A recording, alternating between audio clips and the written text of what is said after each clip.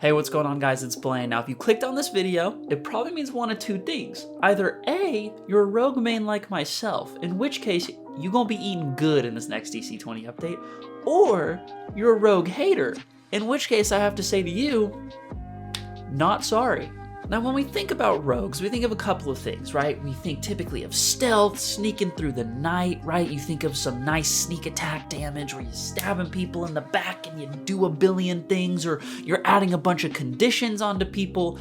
And don't worry, rogues aren't losing any of those effects in DC20. However, there is some features that are changing in 0.9.5 that are gonna make rogues feel real good. So there's two specific things getting changed in DC20 coming in 0.9.5, one of them being opportunity attacks and how those work with concealable weapons. So with opportunity attacks, I'm gonna throw it up on the screen so you can see the old, at least 0.9 current version. I say old, but it's how it is now. And it looks good. And quite simply, the new version isn't changing a whole lot, except for one important addition, which is that when the enemy draws a weapon out or brings a weapon out, that can actually trigger an opportunity attack for that creature. Now, I know what you might be thinking right now is, well, Blzane, who cares? Why does that matter? Okay, yeah, sure, a creature might draw a weapon in front of me and I can do an opportunity attack, or if I'm drawing my weapon, is this not a nerf? No, it's not. And the important thing is the concealable weapons property that is in the game currently, but just like opportunity attacks, is getting some additional effects where it avoids this. It avoids this problem, and it keeps its, it retains the idea of when you first draw out your weapon with concealable, you'll gain advantage on that attack, and you can do that once per creature, per combat, which is great, which is awesome. But it also allows us to avoid that opportunity attack, which is really sick. It's very cool. Inherently, this kind of should have been built in anyway, and more than likely through flavor, your DM wouldn't have done it anyway, but now it's written in the rules. So if your DM says otherwise, you can be their favorite player and correct them on why the rules say they're wrong.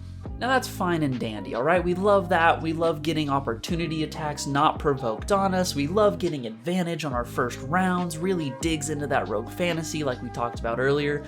However, it's not the only change giving us some benefits. Now rogues, as we discussed, famously stealthy. They're quiet, they're hidden, they're in the shadows, and typically, that's great. You can kind of burst out of the shadows and sneak someone and then get a nice, real good, powerful hit.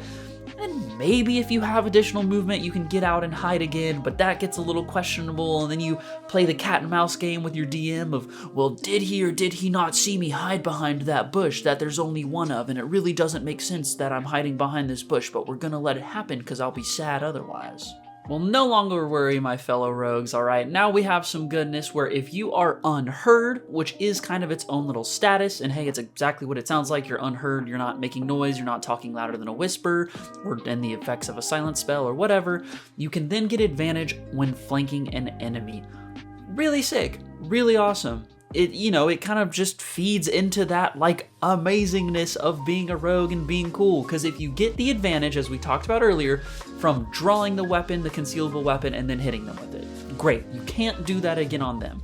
However, what you can do is if you are unheard and you can get a teammate to help you out, whether you have your fellow tank barbarian on the other side of the enemy, and you can get that flanking effect, you're now gonna have advantage, which previously in 0.9, not how unheard worked, alright?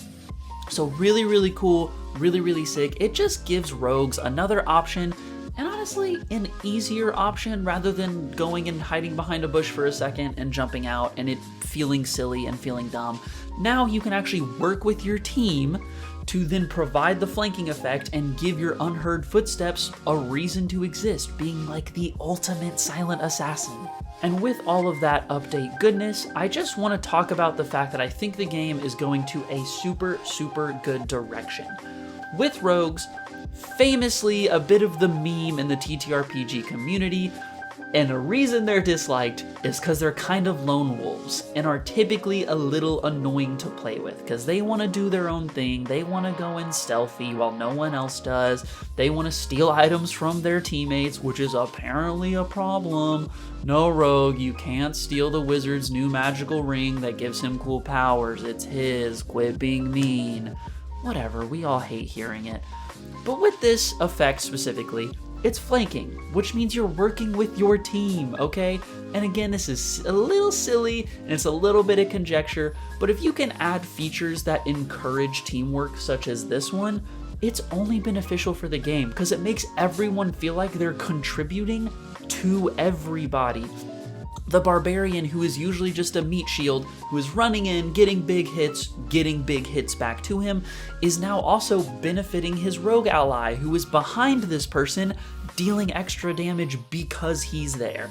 Now I'll stop my rambling, y'all are good to go. I hope y'all enjoyed the video. If you do and you want DC20 and you want the PDFs, there's a link in the description that'll get you to the website where you can get them. It also supports me as a creator, so I appreciate it greatly, and I will see y'all on the next one. Peace out.